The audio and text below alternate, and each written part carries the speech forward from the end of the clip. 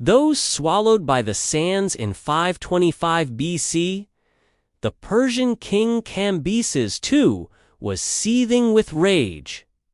He had conquered Egypt by sword and fire and declared himself the new pharaoh, but the priests of the Siwa oasis, the guardians of the temple of Amun, refused to recognize him. In their eyes, he was nothing more than an arrogant intruder, a pretender to a throne that had not been granted to him. Cambyses swore revenge and sent an army of 50,000 soldiers across the heart of the Sahara Desert, toward the Siwa oasis to destroy the temple and burn everyone inside.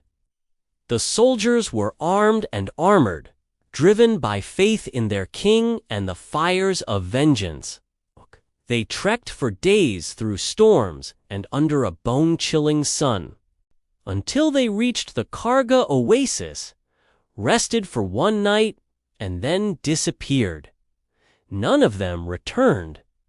Not a single soldier, not a single sword, not a single piece of cloth was found, as if the desert had swallowed them whole. The curse of Amun, guardians of the desert. Deep in the Siwa oasis, where the sands dwell and the gods guard the gates of time, the priests of Amun stood in their ancient temple, sensing danger. In the distance, the earth trembled with the footsteps of 50,000 Persian soldiers, sent by King Cambyses to destroy the temple and end the worship of Amun forever. But the priests were no ordinary mortals.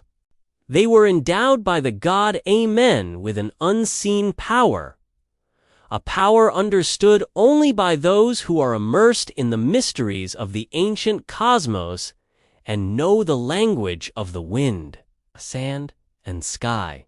On the night before the army marched, they gathered inside the Holy of Holies, lit the oracular candles, but the price will be great, the high priest said, his voice trembling, and opened the forbidden scrolls, untouched since the time of the first pharaohs. The time has come for the curse of eternal protection. There, the winds suddenly stopped, and a dead silence fell. The priests raised their arms to the sky and chanted hymns in a dead language, unspoken for thousands of years. Then, the air began to thicken, and the sand began to move of its own accord. The sky filled with black clouds. Not ordinary clouds, but sand creatures formed by the curse of the gods, their eyes glowing like suns in the darkness. On the 7th day of the army's march, the soldiers reached an oasis called Al-Karga. Then something no one expected happened.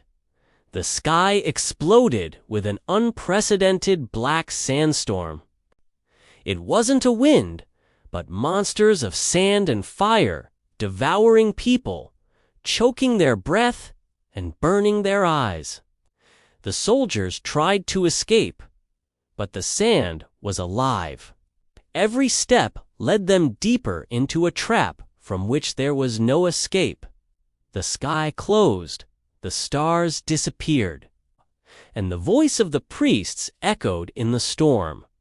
Whoever approaches the throne of Amun will perish forever.